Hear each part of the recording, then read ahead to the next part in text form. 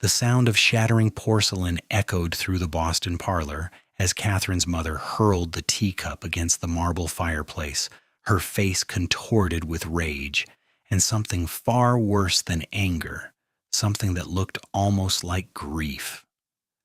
Catherine stood in the center of that opulent room with her spine straight and her hands trembling only slightly, watching as everything she had ever known crumbled around her like the delicate fragments of that expensive china scattered across the Persian rug. Her father sat rigid in his leather chair, his face carved from stone, refusing to even look at his only daughter as her mother's voice rose to a shriek that seemed to shake the crystal chandeliers hanging from the ceiling. The year was 1878, and Catherine Eleanor Ashford had just informed her parents that she would not be marrying the railroad tycoon's son they had chosen for her, that she could not spend her life as an ornament in some loveless arrangement designed to merge fortunes and family names. Her mother's words cut deeper than any knife could have managed, each syllable designed to wound and destroy. Catherine had always known her parents valued their social standing above all else, but she had never imagined they would look at her with such cold contempt, as though she were a stranger who had wandered in from the street rather than the child they had raised for 22 years. "If you walk out that door, you're no longer our daughter," her father finally spoke, his voice eerily calm compared to her mother's hysteria. "You will receive nothing from this family. No money, no name, no support of any kind. You will be dead to us." Catherine felt something crack inside her chest, but she refused to let them see her cry. She had saved every penny from the allowance they had grudgingly given her, had sold the few pieces of jewelry that had belonged to her grandmother, the only person in this family who had ever truly loved her. It was not much, but it was enough to buy passage west, to somewhere far away from Boston's suffocating propriety and the life that had been mapped out for her since birth. She had heard stories about the Western territories, about wide-open spaces where a person could reinvent themselves, where the past did not matter as much as what you were willing to work for. Perhaps it was naive, perhaps it was foolish, but Catherine could not imagine any fate worse than becoming Mrs. Harold Pemberton III, wife to a man whose hands were always cold and clammy, whose eyes held no warmth, who had made it abundantly clear that he expected obedience and silence from his future bride. "Then I suppose this is goodbye," Catherine said quietly, and she turned and walked out of that house without looking back, even though every step felt like she was tearing away a piece of her own flesh. The train journey west took nearly 2 weeks, and Catherine watched the landscape transform outside her window as though she were traveling to another world entirely. The neat, ordered cities of the East gave way to endless plains and rugged mountains, to small frontier towns that looked nothing like the established settlements she had always known. She got off the train in Cheyenne, Wyoming territory with a single trunk containing her belongings and less than $50 to her name. The platform was crowded with travelers, freight handlers, and rough-looking men who stared at her fine traveling dress with expressions that ranged from curiosity to something far less pleasant. Catherine lifted her chin and pretended she knew exactly where she was going, though in truth she had never felt more lost in her entire life. She found a boarding house run by a stern-faced widow named Mrs. Callahan, who took one look at Catherine's expensive luggage and demanded 2 weeks' rent in advance. The room was tiny, barely large enough for a narrow bed and a washstand, nothing like the spacious bedroom she had occupied in Boston, but it was hers, purchased with her own money, and that made it more valuable than all the luxury she had left behind. That first night, Catherine lay awake listening to the unfamiliar sounds of the frontier town. The piano music and raucous laughter from the saloons, the occasional gunshot that made her heart race with fear, and she wondered if she had made a terrible mistake. But then she thought about Harold Pemberton's cold fish handshake when they had been introduced, the way her mother had planned every detail of her life, without ever once asking what Catherine herself might want. And she knew that whatever hardships lay ahead, she had made the only choice she could live with. The next morning, Catherine set out to find work, though she quickly discovered that the skills of a Boston debutante were not particularly valuable in a Wyoming frontier town. She could play the piano beautifully, speak French and Italian, arrange flowers, and discuss literature and art with practiced ease, but none of these accomplishments would pay for food or shelter. The milliner's shop did not need help, nor did the general store, and the restaurant owner took one look at her soft hands and shook his head before she could even finish asking about employment. By the third day, Catherine's funds were dwindling alarmingly, and panic was beginning to set in despite her best efforts to remain calm and confident. It was Mrs. Callahan who finally suggested the ranch work, though she prefaced the recommendation with a stern warning that it would be hard physical labor unlike anything a fine lady like Catherine had ever experienced.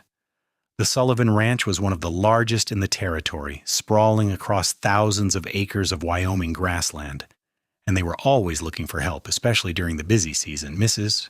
Callahan's nephew worked there as a ranch hand, and she agreed to write a letter of introduction, though she made it clear she thought Catherine would not last more than a day or two before running back to whatever comfortable life she had come from. Catherine borrowed a horse from the livery stable, paying a deposit she could barely afford, and rode out to the Sullivan Ranch with Mrs. Callahan's letter folded carefully in her pocket. The ranch was about an hour outside of town, and as Catherine rode across the open prairie, she felt a strange sense of freedom despite her precarious circumstances. The sky seemed impossibly vast compared to the narrow strips of blue visible between Boston's tall buildings, and the wind carried the scent of sage and wild grass instead of coal smoke and horse manure. It was beautiful in a stark, unforgiving way, and Catherine found herself sitting a little straighter in the saddle, feeling something like hope kindle in her chest. The ranch house was a large, sprawling structure built from rough-hewn timber surrounded by barns and corrals and various outbuildings.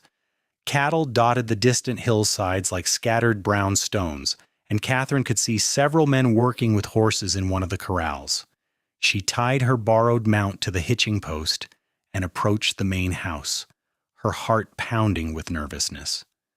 Before she could knock, the door swung open to reveal a weathered woman in her 50s with shrewd gray eyes and capable hands. "You must be the girl Mary Callahan wrote about," the woman said without preamble. "I am Margaret Sullivan. My husband owns this ranch, though he is out on the range right now. Mary says you need work, though I will be honest with you, miss, you do not look like you have done a day's hard labor in your life." Catherine met Mrs. Sullivan's skeptical gaze directly. "You are right, I have not. But I am willing to learn, and I work hard at whatever I set my mind to. I need this job, Mrs. Sullivan, and I promise you will not regret giving me a chance." Something flickered in Margaret Sullivan's eyes, perhaps recognition of desperation, perhaps simple curiosity about what had brought an obviously well-bred young woman to a Wyoming cattle ranch. "Can you cook?" she asked bluntly. "Yes, though not in the quantities I imagine you need here," Catherine admitted. "I can clean and do laundry, and I learn quickly." Mrs. Sullivan sighed. "Our cook's assistant ran off and got married last month, and I have been trying to manage the cooking for the ranch hands by myself, which is impossible when we have 20 men to feed 3 times a day. I can teach you ranch cooking if you are truly willing to learn. The work starts before dawn and does not finish until after dark. The pay is $15 a month plus room and board. If you can handle it for 1 week without quitting, I will keep you on permanent." $15 a month was more money than Catherine had ever earned in her life, since she had never earned anything at all. "I will take it," she said immediately, before Mrs. Sullivan could change her mind. That first week was the hardest physical labor Catherine had ever endured. She woke at 4 in the morning to help Mrs. Sullivan prepare breakfast for the ranch hands, learning to make enormous batches of biscuits and fry bacon in huge cast-iron skillets, and cook oatmeal in pots large enough to bathe a child in. Her back ached from standing at the stove for hours, her hands became covered in small burns and cuts, and she fell into bed each night too exhausted to even undress properly. But she did not quit, and slowly, grudgingly, Mrs. Sullivan began to show approval, teaching Catherine the rhythms of ranch cooking, the shortcuts and techniques that made feeding a small army 3 times a day manageable. The ranch hands were a rough bunch, weathered men who had spent their lives working cattle and horses, but most of them were respectful enough, especially once Mrs. Sullivan made it clear that any man who treated Catherine with anything less than proper courtesy would find himself looking for work elsewhere. They ate their meals at long tables in the bunkhouse dining room, and Catherine and Mrs. Sullivan served the food from the kitchen, listening to the men's conversations about cattle prices and weather and the various dramas of ranch life. It was during her second week that Catherine first really noticed him, though she had seen him before in passing. Jake Sullivan was Margaret and Patrick Sullivan's eldest son, 26 years old, and already managing much of the ranch's day-to-day operations. He was tall and lean, with sun-bronzed skin and dark hair that was always slightly too long, curling over his collar. His eyes were the color of Wyoming summer sky, bright blue and startlingly clear, and when he smiled, which was not often, it transformed his entire face from stern and serious to something almost boyish.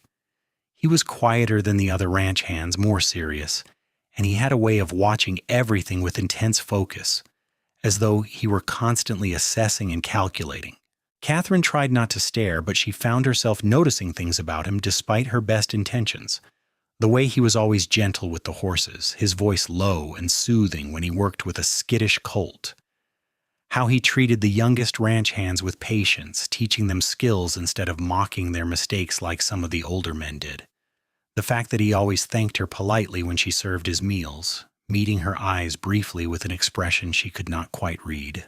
One evening, about 3 weeks after Catherine had started working at the ranch, she was carrying a heavy pot of stew from the kitchen to the dining room when she stumbled on the threshold, losing her balance. The pot tilted dangerously, scalding liquid sloshing toward the rim, and Catherine's heart seized with panic at the thought of burning herself and wasting all that food.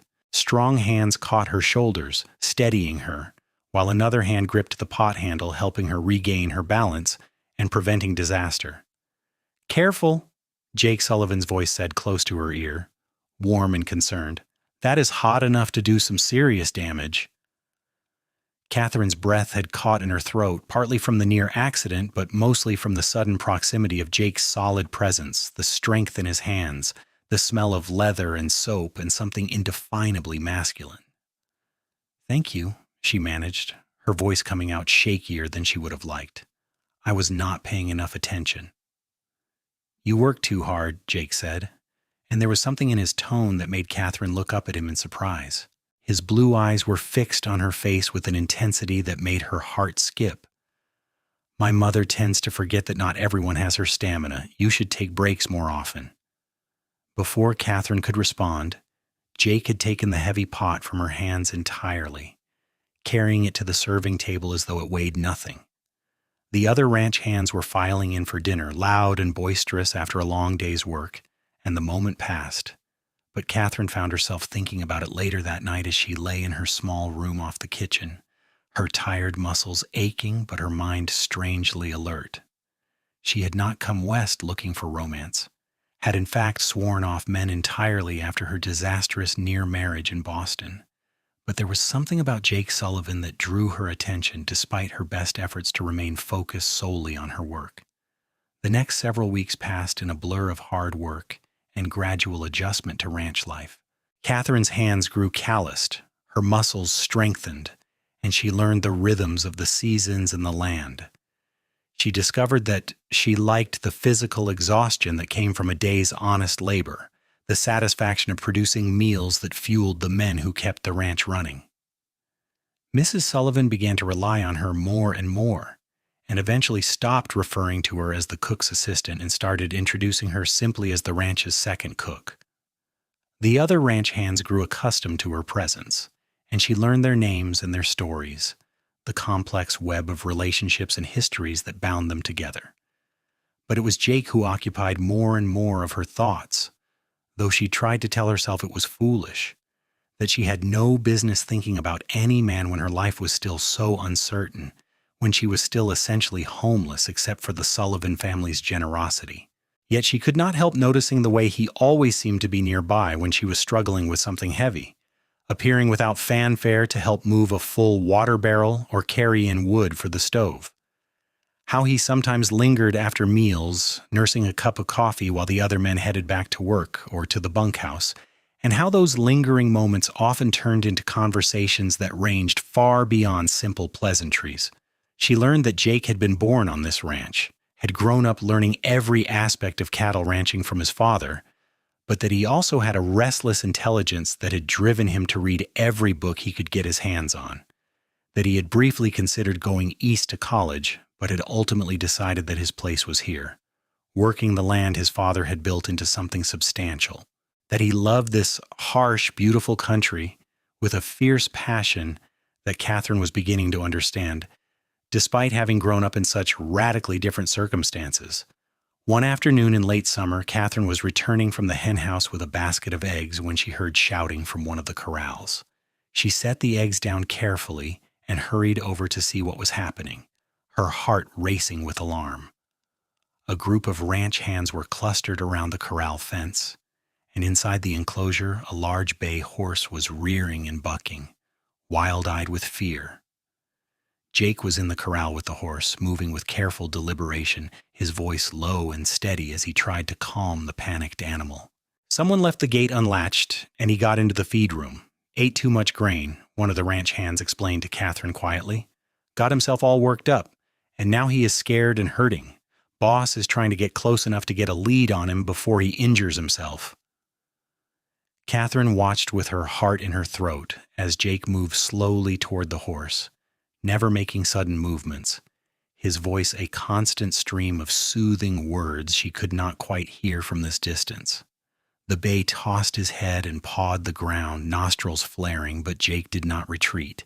He kept advancing with infinite patience until finally, miraculously, he was close enough to reach out and touch the horse's sweat-darkened neck. The animal trembled but did not bolt, and Jake's hand moved in slow, calming strokes while he continued that steady stream of quiet words. It took nearly 20 minutes, but eventually Jake had a lead rope on the bay and was walking him in careful circles, letting him settle, checking him over for injuries. Catherine felt something shift in her chest as she watched, a recognition of the kind of man Jake Sullivan was, patient and gentle despite his strength, willing to take his time to do things right rather than forcing a quick solution that might cause more harm. That evening, after the dinner dishes were washed and put away, Catherine found Jake sitting on the porch of the ranch house, staring out at the purple shadows lengthening across the prairie. She had not planned to seek him out, but her feet seemed to carry her there, of their own accord. "May I sit?" she asked quietly, and Jake looked up at her with an expression of surprise followed by something that might have been pleasure. "Of course," he said, gesturing to the porch step beside him. "You have finished your work for the day?" "Your mother sent me away. Said I was making her tired just watching me clean," Catherine said with a small smile, settling onto the step with a sigh of relief at being off her feet. "I think she was being kind, but I was grateful for the dismissal." They sat in comfortable silence for a few minutes, watching the sun sink lower toward the horizon, painting the sky in shades of orange and gold and deep rose. Finally, Jake spoke. "I saw you watching earlier when I was working with the bay. Most people get impatient with how long it takes to calm a frightened animal. They want to just rope him and force him to settle." "That seems cruel," Catherine said quietly. "He was already scared. Adding more fear would only make things worse." Jake turned to look at her, and there was something new in his expression, a kind of recognition. "Exactly," he said softly. "You understand that. Most people do not." Catherine felt heat rise in her cheeks under the intensity of his gaze. "I have been frightened enough times in my life to know how it feels," she admitted. "Sometimes kindness and patience are worth more than force." "What were you frightened of?" Jake asked, and his voice was gentle, genuinely curious rather than prying. Catherine had not told anyone at the ranch about her past, had carefully avoided questions about where she came from or why she had ended up in Wyoming territory. But something about the quiet evening and Jake's steady presence made her want to share the truth, or at least part of it. "My family wanted me to marry someone I could not love," she said slowly. "A man who was cold and cruel in small ways that most people did not notice. When I refused, when I said I would rather make my own way in the world than spend my life trapped in a loveless marriage, they disowned me. My mother said I was throwing away everything they had given me, that I was ungrateful and foolish. My father said if I walked out, I was no longer their daughter. She could feel Jake's attention fixed on her, and when she finally dared to glance at him, his expression was serious, his blue eyes dark with concern. "So you came west," he said. It was not a question. "So I came west," Catherine confirmed, "with almost no money and no skills that anyone here found useful, and no idea what I was going to do. Your mother saved my life when she agreed to give me this job, though I do not think she knows that." "She knows," Jake said quietly. "My mother has good instincts about people. She saw something in you worth taking a chance on." He paused, then added, "For what it is worth, I think you made the right choice. No one should have to live a life that is not their own." Catherine felt tears prick her eyes, unexpected and overwhelming. No one had told her she had made the right choice, not once since she had walked out of her parents' house. Everyone at the boarding house had looked at her with pity or suspicion, as though she were either tragic or foolish or both. But Jake's simple statement of support felt like a gift, like someone finally seeing her clearly and not finding her wanting. "Thank you," she whispered, and Jake reached over and took her hand, his calloused palm warm against hers. "Your family may have disowned you for your choices," he said, his voice low and earnest, "but that just means they were not worthy of you. You deserve people who will stand by you, who will value your courage instead of trying to break your spirit." They sat there on the porch as the stars began to appear in the darkening sky, their hands linked, and Catherine felt something settle in her chest, a sense of rightness she had never experienced before. She had been so focused on survival, on simply making it from one day to the next, that she had not let herself imagine anything beyond that. But now, sitting beside Jake Sullivan with the vast Wyoming night spreading out before them, she found herself daring to hope for something more, something she had not even known she wanted. The summer faded into autumn, and Catherine had been at the Sullivan Ranch for nearly 4 months.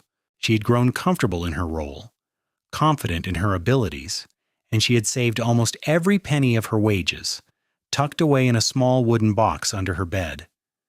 Mrs. Sullivan had told her more than once that she was the best assistant she had ever had, and that Catherine had a permanent position at the ranch for as long as she wanted it. It should have felt like security, like she had successfully built a new life for herself. But Catherine found herself wanting more, though she could not quite articulate what that more might be. Her relationship with Jake had deepened slowly over those months, gradual as the changing seasons. They sought each other out in quiet moments, conversations on the porch after dinner becoming a nightly ritual that both of them looked forward to. Jake told her about his dreams for the ranch, his plans to expand their breeding program and improve their stock. Catherine shared stories from her childhood, carefully edited to remove the worst of her parents' coldness, focusing instead on the books she had loved and the places she had dreamed of seeing. They talked about everything and nothing, and Catherine found herself laughing more than she had in years, discovering a sense of humor she had not known she possessed. But Jake never pushed for more than conversation and companionship, never tried to kiss her or make any declaration of his feelings, and Catherine began to wonder if she had misread the situation entirely. Perhaps he simply valued her friendship, saw her as a good companion, but nothing more. The thought was surprisingly painful, and Catherine realized with dawning clarity that she had fallen in love with Jake Sullivan, had somehow tumbled into it without even realizing it was happening. She loved his quiet strength, his patience with animals and people alike, the way he thought carefully before speaking, how he treated everyone from the greenest ranch hand to his parents with equal respect. She loved his rare smiles and the way his eyes crinkled at the corners when he laughed, the competent way he moved through the world, confident in his abilities without being arrogant. But loving him and knowing whether he loved her back were entirely different things, and Catherine had no idea how to bridge that gap. It was a cold October evening when everything changed. Catherine had been at the ranch for 5 months, and Patrick Sullivan had declared that they should have a celebration to mark the end of a successful season. The ranch had done well that year. The cattle had brought good prices at market, and several of the horses Jake had trained had sold for impressive sums. Mrs. Sullivan prepared a feast, and Catherine helped her, roasting chickens and baking pies and preparing all the ranch hands' favorite dishes. There was music, one of the ranch hands playing fiddle while another produced a harmonica, and the dining hall was transformed into something festive and warm. Catherine found herself being drawn into the celebration more than she expected, pulled into dancing by several of the younger ranch hands who were always respectful, but clearly enjoyed having a pretty woman to partner with. She was laughing, breathless from a particularly lively reel, when she looked up and caught Jake watching her from across the room. There was something in his expression that made her breath catch, a hunger and longing that he had never let her see before. When the song ended, Jake crossed the room in a few long strides and held out his hand to her. "Dance with me," he said, and it was not quite a question. Catherine placed her hand in his without hesitation, and Jake drew her into a waltz, his hand warm and solid at her waist. They moved together naturally, as though they had been dancing together for years, and Catherine was acutely aware of every point of contact between them. The heat of his body so close to hers, the strength in his arms as he guided her through the steps. "I have been wanting to do this for months," Jake said quietly, his lips close to her ear. "But I did not want to presume, did not want to make you uncomfortable when you were dependent on my family for your livelihood." Catherine's heart was racing so fast she thought it might burst from her chest. "And now?" she managed to ask. "Now I cannot seem to help myself," Jake said, and his voice was rough with emotion. "Catherine, I know you came here running from a life you did not want, and I have tried to respect that, tried to give you space to figure out what you need. But I have to tell you, I have fallen in love with you, completely, irrevocably in love with you. The way you laugh, the determination you show every single day, your kindness to everyone around you, your courage in building a new life from nothing. I love all of it. I love you, and if you do not feel the same way, I will accept that, and I will not make things awkward, but I had to tell you the truth." Catherine stopped dancing, standing still in the middle of the floor while couples swirled around them. She looked up at Jake's face, at the vulnerability in his blue eyes, the hope and fear warring in his expression, and she felt like her entire heart was expanding in her chest. "Jake," she said, her voice shaking slightly, "I love you too. I have been falling in love with you almost since I arrived here, and I did not know how to tell you, did not know if you could possibly feel the same way." The smile that broke across Jake's face was like sunrise, bright and beautiful and full of joy.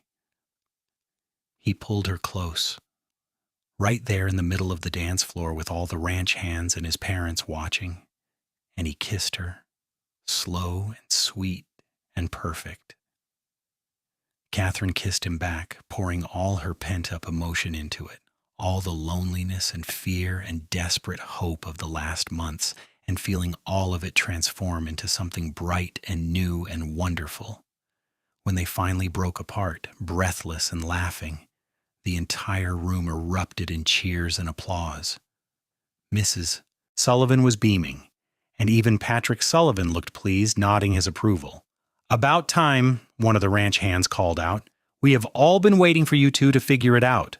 That night, after the celebration had wound down and everyone had gone to bed, Catherine and Jake sat on the porch together, wrapped in a blanket against the October chill. They talked for hours, making plans and sharing dreams, the conversation flowing easily now that the truth was finally out in the open. Jake told her that he wanted to marry her, if she would have him, but that he understood if she wanted to wait, wanted to be certain after her near miss with her family's chosen match.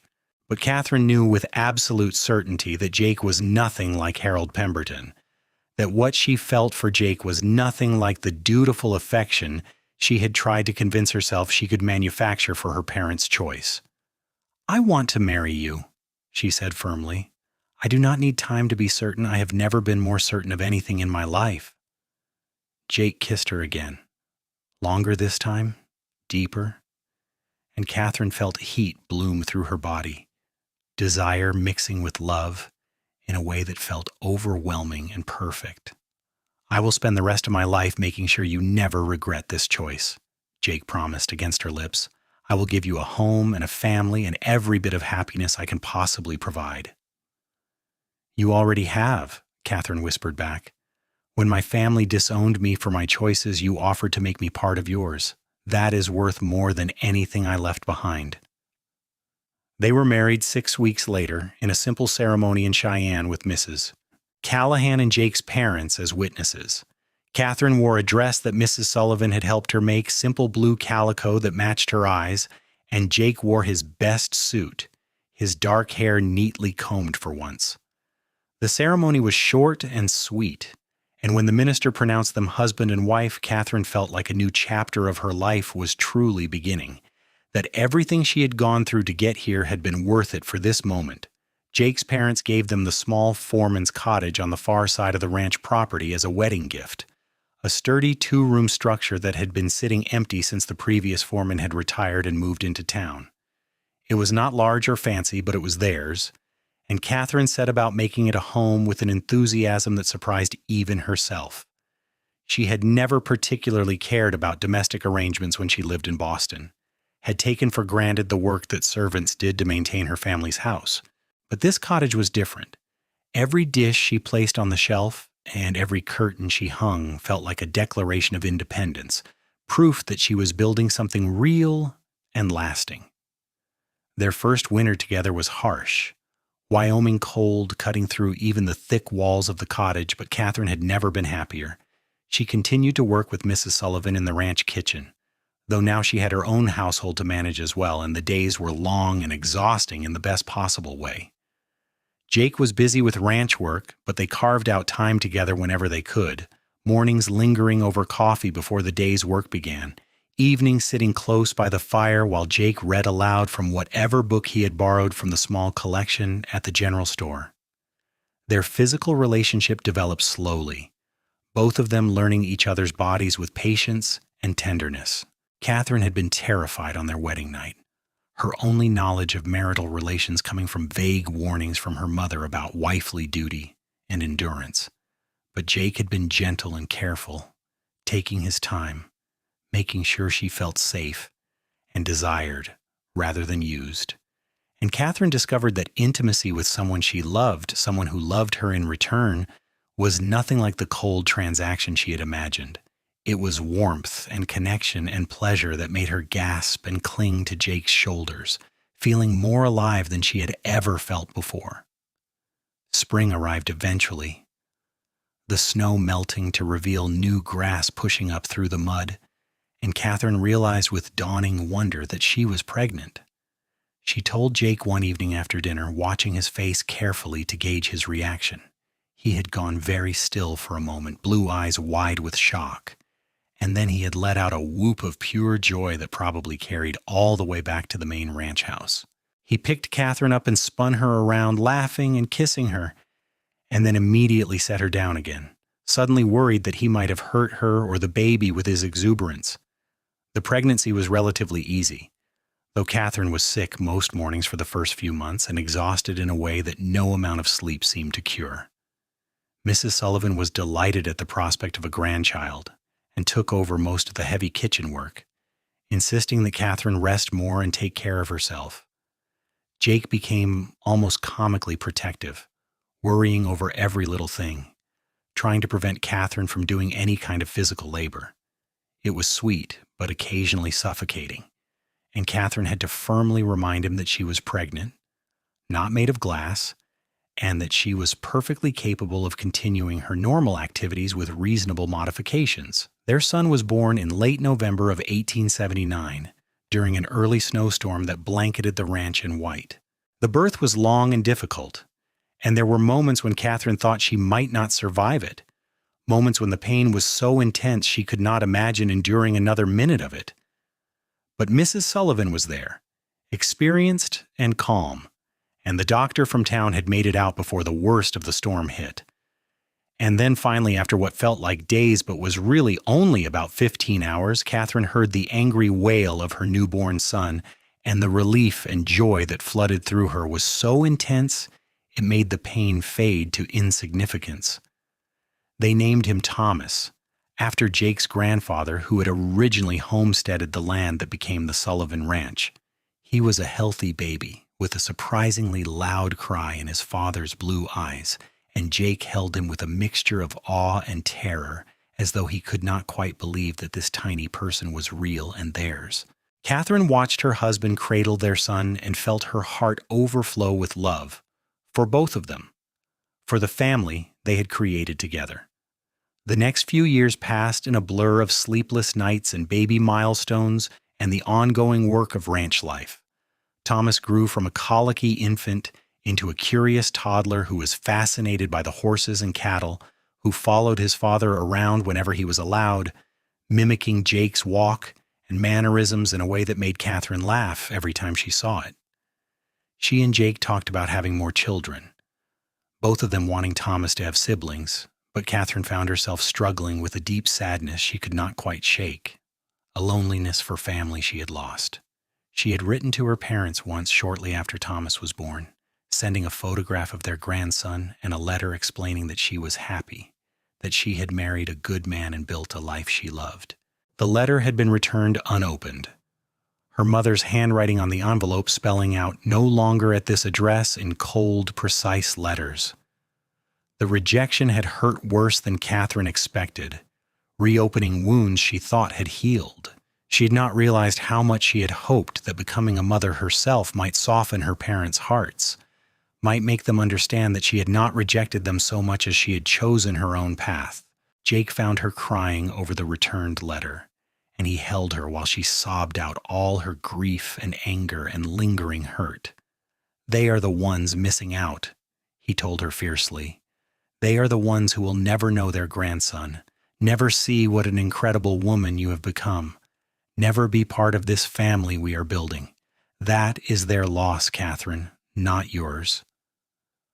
"I know," Catherine said, wiping her tears. "I know you are right, but it still hurts."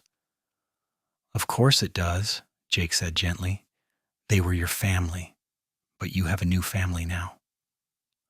My parents love you like a daughter, you know they do, and Thomas adores you, and I love you more than I can possibly express. We are your family now, and we will never turn our backs on you, no matter what choices you make." Catherine held on to those words in the difficult days that followed, letting them comfort her when the grief threatened to overwhelm her. And slowly, gradually, she found herself healing in a way she had not been able to before.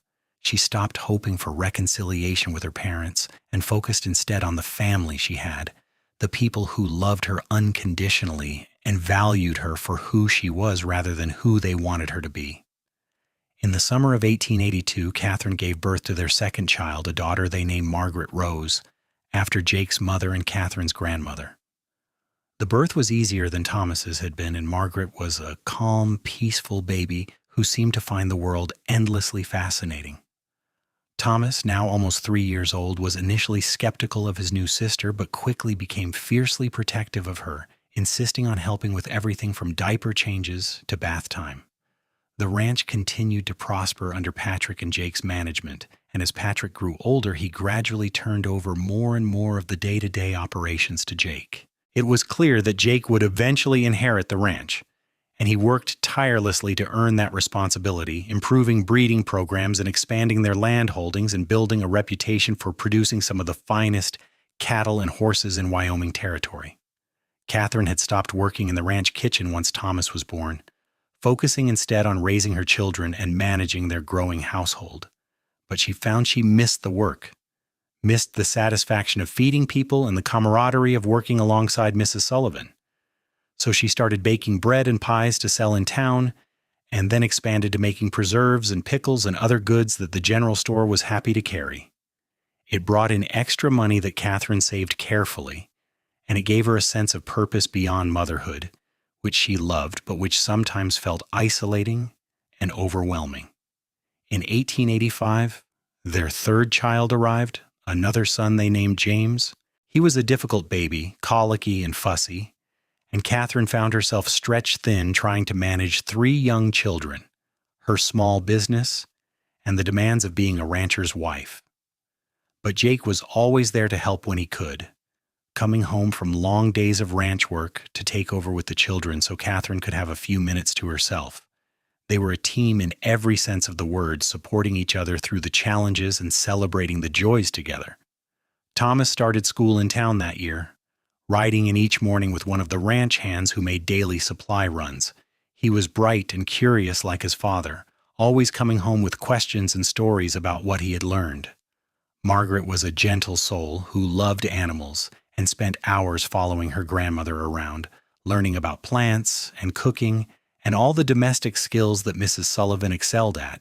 And James, once he finally outgrew his colicky phase, turned out to be a charmer with an infectious laugh that could brighten even the darkest days. The years continued to pass, marked by the rhythms of ranch life and the milestones of their growing children. Patrick Sullivan passed away peacefully in his sleep in 1888, and Jake officially took over as owner of the ranch. Mrs. Sullivan moved into the foreman's cottage with Catherine and Jake, and they all moved into the main ranch house, which felt enormous after years in the smaller cottage. Catherine worked hard to make the house a warm, welcoming home, rather than just a place to sleep, filling it with her children's laughter and good food and the sense of love and security she had always wanted as a child. In 1890, Wyoming became a state rather than a territory, and the Sullivan Ranch hosted a celebration that drew people from miles around. Catherine looked around at the crowd of friends and neighbors, at her children running and playing with other kids, at Jake standing tall and proud as he gave a speech about the future of their new state, and she felt a profound sense of gratitude for how her life had unfolded. She thought about that terrified young woman who had stepped off the train in Cheyenne 12 years earlier, heartbroken and alone, with no idea what the future held. She wished she could go back and tell that younger version of herself that everything would be all right, that she would find love and family and belonging in this harsh, beautiful land. Their fourth child, a daughter named Elizabeth, was born in 1891, and Catherine, at 35 years old, declared that this was definitely their last baby. Jake agreed, content with their 4 healthy children and the chaos and joy they brought to every day. Elizabeth was a surprise in many ways, a late addition they had not planned, but welcome nonetheless. And she grew up adored by her older siblings who treated her like a living doll. As their children grew older, Catherine made sure they understood the story of how she and Jake had met, how she had been disowned by her family for refusing to marry someone she did not love, how she had come west with almost nothing and built a new life through hard work and courage. She wanted them to understand that they should never let anyone else dictate the terms of their lives, that choosing their own path might be difficult, but it was always worth it. Jake supported this completely, adding his own lessons about the importance of treating people with respect and dignity regardless of their background or circumstances. Thomas grew into a serious young man who shared his father's love of ranching and his mother's quick mind. He went to college in Laramie for 2 years, studying agricultural sciences before returning to the ranch to work alongside his father. Margaret surprised everyone by declaring at age 16 that she wanted to be a teacher, and Catherine and Jake supported her ambitions, helping her attend the Territorial Normal School and get her certification. She ended up teaching at the same school in Cheyenne that Thomas had attended as a boy, marrying a banker's son and settling in town, visiting the ranch often, but building her own life separate from ranching. James turned out to be the most adventurous of their children, always talking about seeing what lay beyond Wyoming's borders. He left at 18 to work on cattle drives that took him as far as Texas and Montana, and while Catherine worried about him constantly, she also understood the need to explore that drove him. He always came home eventually, full of stories and a little wilder around the edges each time, but still fundamentally the same charming boy who could make anyone laugh. Elizabeth, their youngest, was still a child when Catherine began this reflection, but she was already showing signs of being the most stubborn and independent of all their children, which made Catherine both proud and slightly terrified for what the teenage years might bring. In the spring of 1899, when Catherine was 43 years old and Jake was 47, they celebrated their 20th wedding anniversary. Their children organized a party at the ranch, inviting everyone who had been part of their lives over the past 2 decades. Mrs. Callahan came, elderly now but still sharp-tongued and proud of the role she had played in connecting Catherine with the Sullivan family. The ranch hands, including several who had been working there since Catherine first arrived, shared stories and toasts. Even some of the townspeople from Cheyenne made the journey out to the ranch to celebrate the couple who had become pillars of their community. That evening, after all the guests had left and their children were settled in bed, Catherine and Jake sat together on the porch of the ranch house, watching the stars appear in the darkening sky just as they had done countless times before. Catherine leaned against Jake's shoulder, his arm warm and solid around her, and thought about the journey that had brought them to this moment. "Do you ever regret it?" Jake asked quietly.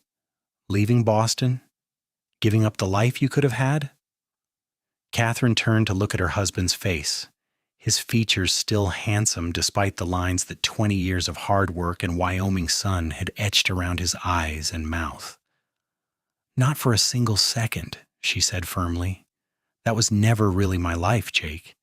It was a costume I was expected to wear, a role I was supposed to play. This is my real life, the one I chose, the one I built with my own hands.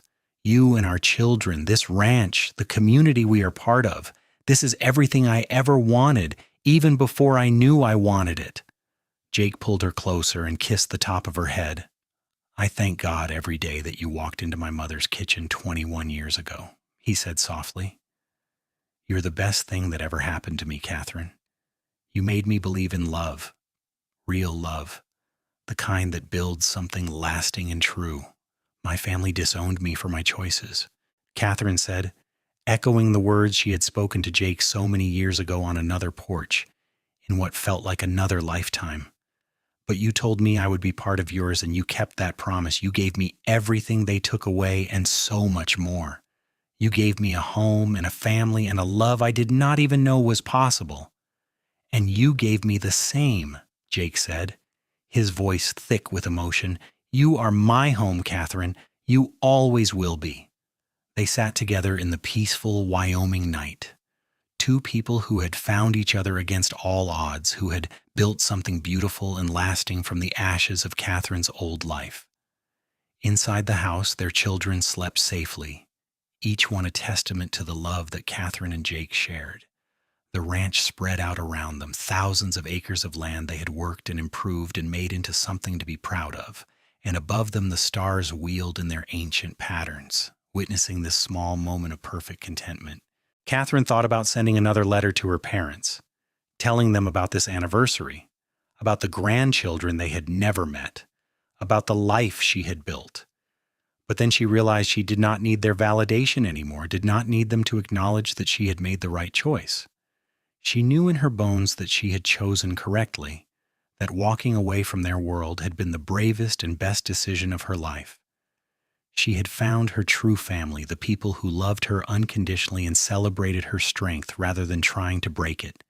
Years continued to pass, bringing both joys and sorrows as all lives do. Mrs. Sullivan passed away peacefully in 1903, surrounded by her family, and Catherine mourned the loss of the woman who had saved her life by giving her a chance when no one else would. Thomas married a rancher's daughter from a neighboring property, and they started building their own herd on land that Jake helped them purchase. Margaret had 3 children who visited the ranch every summer, filling the house with noise and laughter. James eventually settled down, marrying a woman he met in Montana and starting a horse breeding operation that became quite successful. Elizabeth, true to the stubborn independence she had shown as a child, shocked everyone by announcing at age 18 that she wanted to go to college in the East to see the places her mother had come from. Catherine had complicated feelings about this, memories of Boston still painful after all these years, but she supported her daughter's choice, giving her letters of introduction to the few people from her old life who might still remember her kindly. And when Elizabeth came home after 2 years of school, full of stories about the modern cities and new ideas she had encountered, Catherine felt a sense of pride that her daughter had been able to explore that world and choose to return home on her own terms. In 1910, Catherine received a letter that she had long since stopped expecting. It was from a lawyer in Boston informing her that her mother had passed away and that there was a small inheritance left to Catherine despite the estrangement.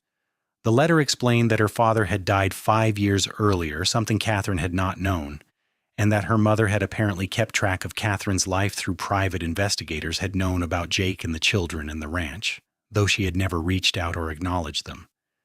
The inheritance was modest, a few $1,000s and some jewelry that had belonged to Catherine's grandmother. The lawyer's letter included a note that her mother had written shortly before her death, sealed in an envelope with Catherine's name written in her mother's shaky handwriting. Catherine sat with that envelope for 3 days before she finally found the courage to open it, afraid of what it might contain, what final words her mother might have left for her.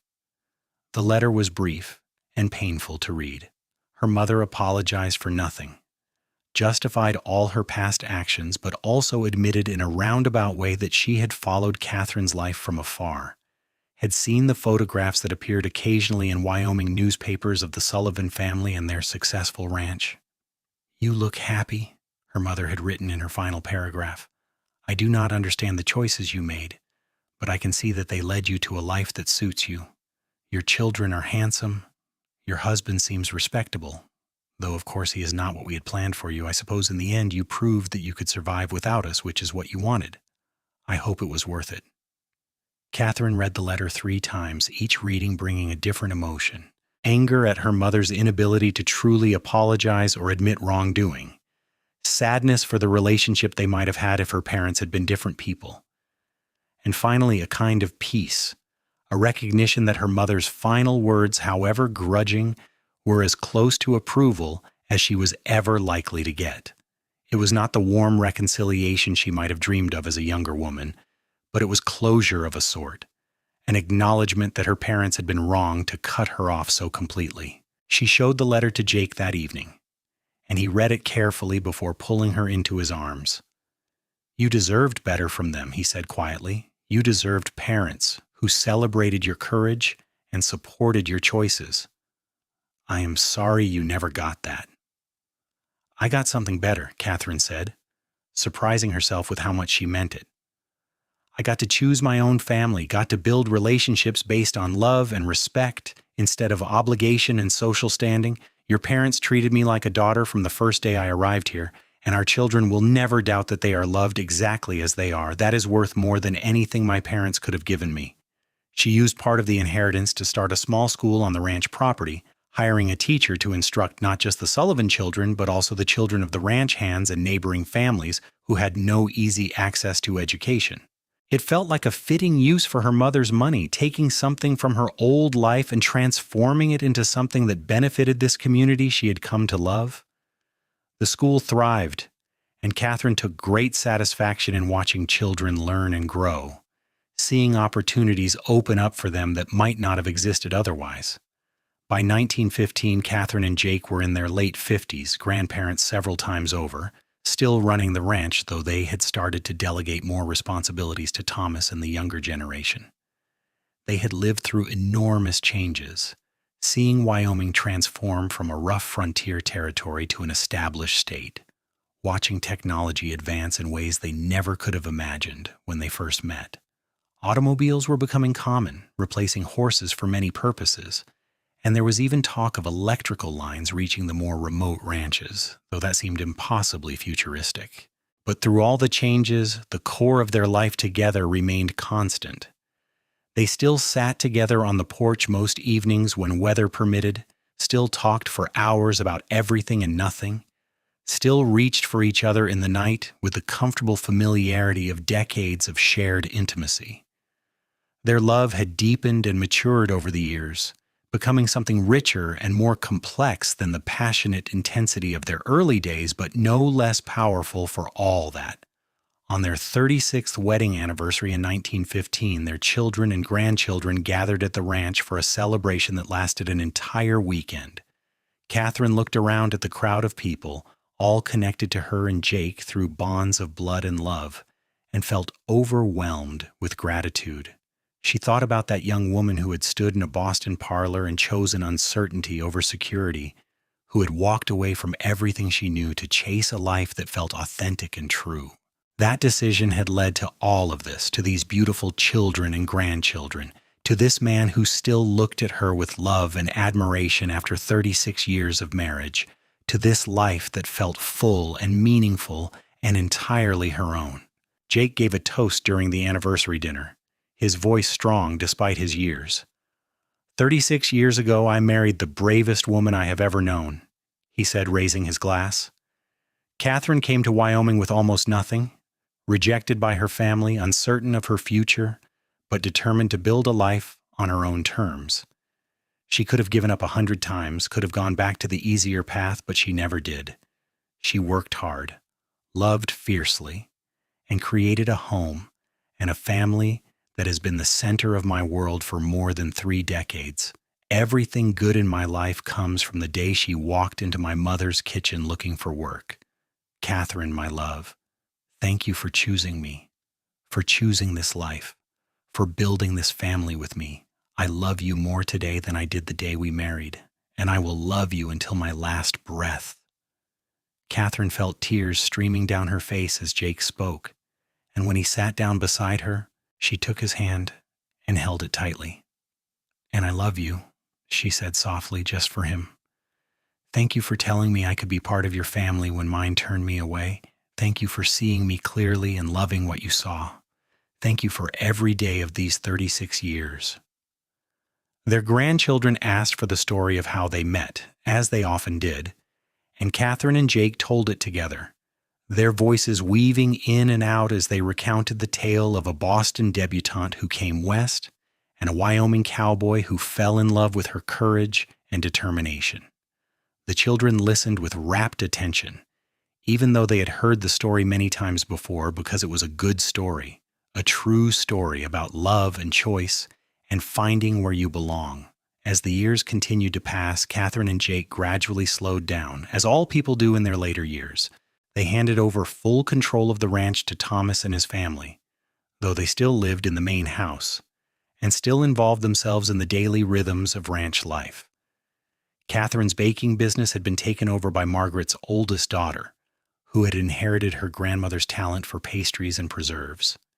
James's horse breeding operation had become one of the most successful in the state, and Elizabeth had returned from the East to marry a lawyer in Cheyenne and become heavily involved in the women's suffrage movement, which made Catherine intensely proud.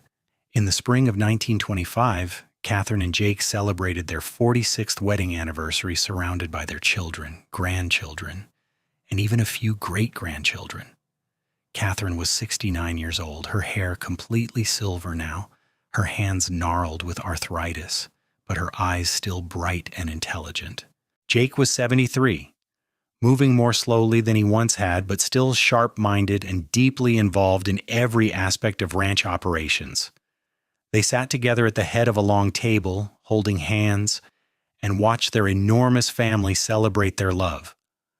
Late that night, after everyone had gone to bed, Catherine and Jake made their way out to the porch one more time. It was harder than it used to be, the steps more treacherous, their bodies less cooperative, but they managed it, settling into the rocking chairs they had placed there years ago. The Wyoming night was clear and beautiful. Stars scattered across the sky like diamonds. "Do you remember the first time we sat out here together?" Jake asked, his voice a little rough with age but still warm. "You told me about your family, about being disowned." "I remember," Catherine said softly. "You told me I would be part of yours, and you made good on that promise, Jake. You gave me everything I never knew I needed." "We gave each other that," Jake said, squeezing her hand gently. "I was just going through the motions before you arrived, Catherine. Working the ranch because it was expected of me, but not really living. You taught me what it meant to truly love someone, to build a life with purpose and meaning." They sat in comfortable silence for a while, rocking slowly, listening to the night sounds of the ranch around them. In the distance, cattle lowed softly, and somewhere a horse whinnied. Inside the house, their family slept, safe and secure, part of the legacy that Catherine and Jake had built together. "I would do it all again," Catherine said suddenly. "Every hard moment, every struggle, every fear. I would walk out of that Boston parlor 1,000 times if it meant I got to live this life with you." Jake turned to look at her, his eyes bright with tears and love. "And I would wait for you every single time," he said. "Wait for you to walk into my mother's kitchen. Wait for you to let me into your heart. Wait for you to build this beautiful life with me. You are my greatest adventure, Catherine Sullivan, my greatest love and my greatest joy." Catherine leaned over and kissed her husband, slow and tender, a kiss that held 46 years of love and partnership and unwavering commitment. When they finally pulled apart, both of them were smiling, and Catherine felt at peace in a way that transcended words. She had found her place in the world, had built a family that would continue long after she was gone, had loved and been loved in return with a depth and intensity that most people never experienced. The stars wheeled overhead, witnessing this moment of perfect contentment, and Catherine thought that this was what happiness looked like. Sitting beside the man she loved on a Wyoming porch, surrounded by the echoes of the family they had created together, secure in the knowledge that her choice to walk away from her old life and build a new one had been absolutely, completely right. They stayed there until the sky began to lighten in the east, holding hands and rocking slowly, occasionally speaking, but mostly just enjoying the comfortable silence that came from decades of shared life. And when they finally went inside to rest, Catherine felt certain that whatever time they had left, whether it was years or days, would be spent exactly like this, together and grateful and deeply, profoundly in love. The Sullivan Ranch continued to thrive under Thomas's management, growing and evolving with the changing times but maintaining the core values that Jake and Catherine had instilled. Their grandchildren and great-grandchildren carried forward the legacy of hard work and integrity and choosing your own path. Lessons learned from a woman who had dared to reject the life others had planned for her, and a man who had loved her for that courage. And on quiet evenings, when the family gathered on the porch of the ranch house, someone would inevitably tell the story of how it all began, with a disowned debutante and a cowboy who saw her worth, a love story that had changed everything.